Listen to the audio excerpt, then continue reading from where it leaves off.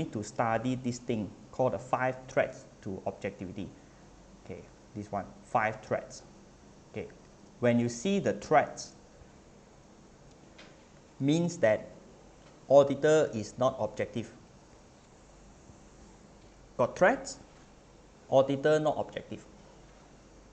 No threats, then auditors are objective. Okay, that's the idea. Okay, these 5 threats, I will name it as FISAs, the 5 threats. Okay.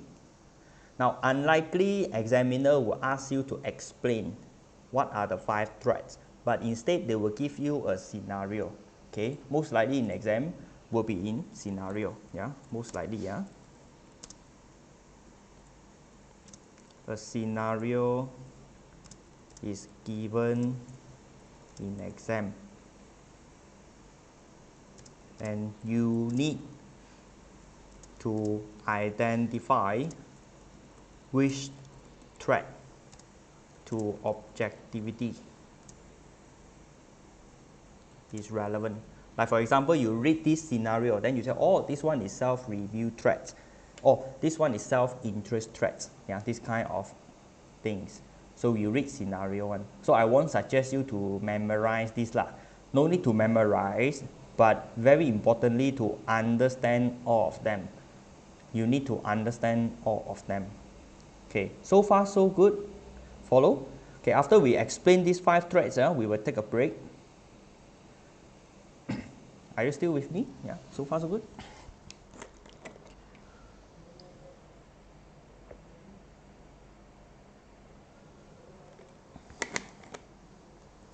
Hello.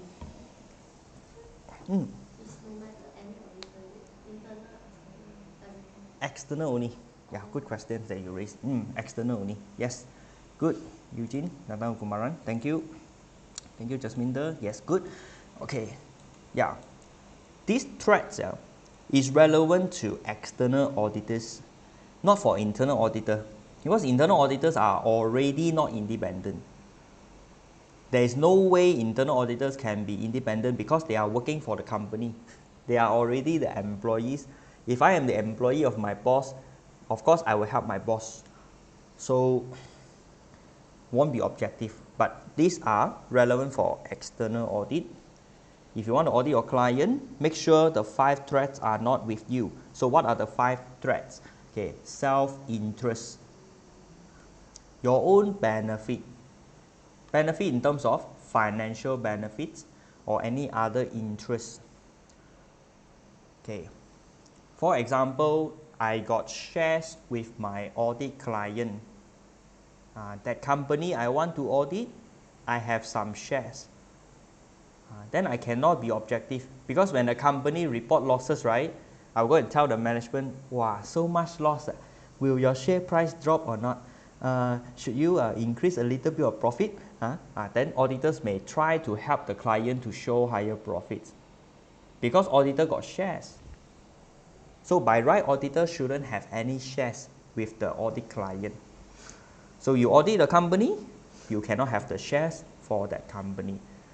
Self-interest threats is about personal interest. Your own financial interest is about money.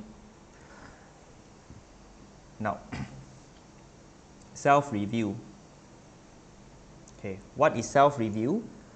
When you audit your own work, then you cannot be objective. Once you finish something, then you look back to your own thing, you start audit. Then you will tell yourself, hey, this part, just now I done very carefully one, this one no problem one, can go. That one can go. Self-review threats happen. This one cannot avoid one. Unless you become a fish, you only have 7 seconds memory. Hey, did I done the work just now? Then I read back, oh. But it's not possible. As a human being, okay, we will remember what we have just done. So self-review threats will be there. That's why we cannot audit our own work. Okay, you look at the explanation, is very good here. Professional accountants will not appropriately evaluate the result of a previous judgment made or performed by the accountants. I cannot highlight the problems about the work that I have just done. Okay, something like that. That's the explanation. Okay, next one is about advocacy. Now, advocacy threads a bit tricky in terms of the situation because professional accountants promote a client interest. Okay, promote a client's interest. You tell something good in front of a third party for your client. That will be an advocacy threat. Will comes later. Okay, say for example, if I am a lawyer for my client, at the same time I audit my client. Okay, that's the situation. Yeah, no need to copy, just an idea. Company A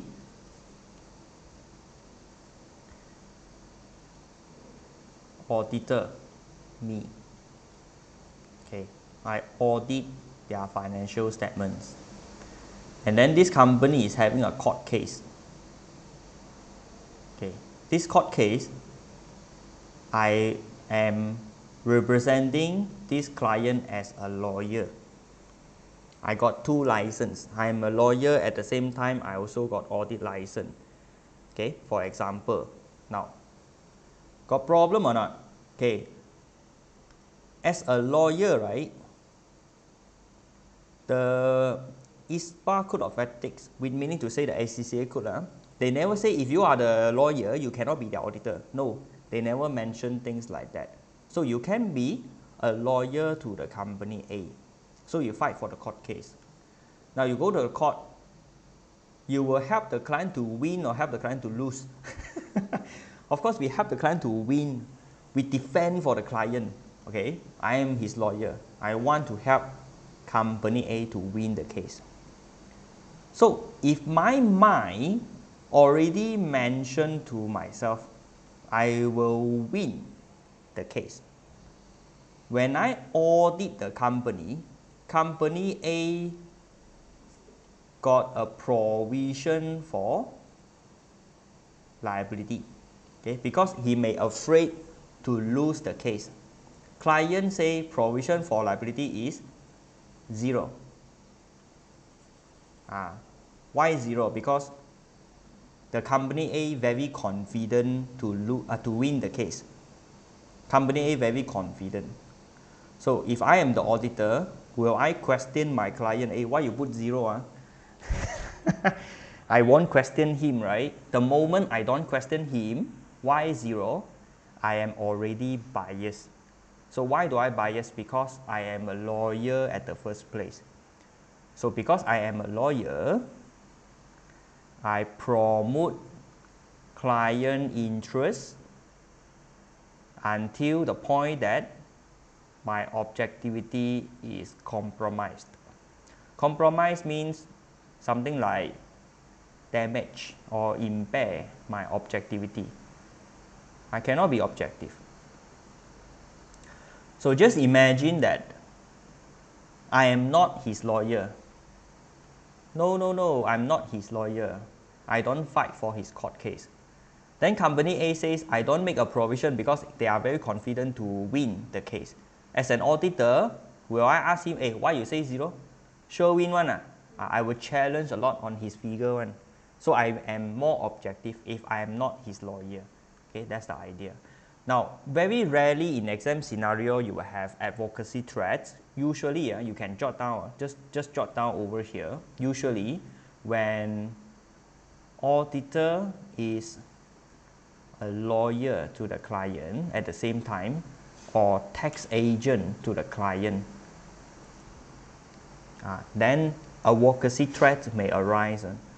Because auditor help the client to fight for the tax dispute in front of the tax authority, or fight for the court cases, to act as a lawyer. Anything to ask so far? So good? I'll just continue the next two, so we take a break. Family-related threats is very straightforward. Auditor feel like want to be biased towards the client because of long relationship with the client. Usually family members, that company belongs to my brother one. So when I audit, I don't ask so much question. I am biased because of what? Because of family-related threats. Not because of self-interest, because I don't get benefits for helping my brother in his company. But it's more because of family-related threats. That makes the professional accountants become too sympathetic to their interests. I feel bad if I don't help, because they are my family members. So family-related threats arise when you work with a client for too long, like 10 years, 15 years relationship, you may have that. Okay, lastly is intimidation threats. Client threatened me for something. Okay, professional accountants will be deterred from acting objectively. Again, deterred is the word that we have just learned from the internal audit just now.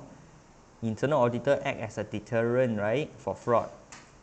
Meaning to say we stop or reduce the risk of fraud.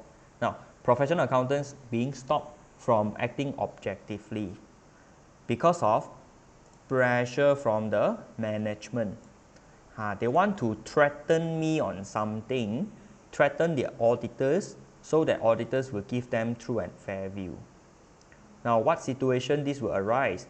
For example, you got 3 years audit fee, your client never pay you. Will you feel threatened? Wow, report not true and fair view, later 3 years fee all gone already, cannot recover back. 1 year is 500,000, 3 years fee is 1.5 million. You want to let go 1.5 million or you want to let go your true and fair opinion? You let me choose, I choose 1.5 million, I give them true and fair view. Why? Because I'm biased. So at the first place, we want to get the client to pay our fees on time. Don't let them drag too long. Okay, that is just an example. Outstanding fee may give rise to intimidation threats. Okay, just to wrap up what we have done